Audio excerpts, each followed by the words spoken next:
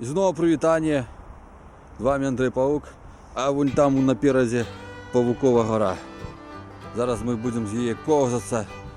Ой, аж за ті кусти. Я взял себе подушечку такую под сракуков. Можно было норм ездить. Погнали!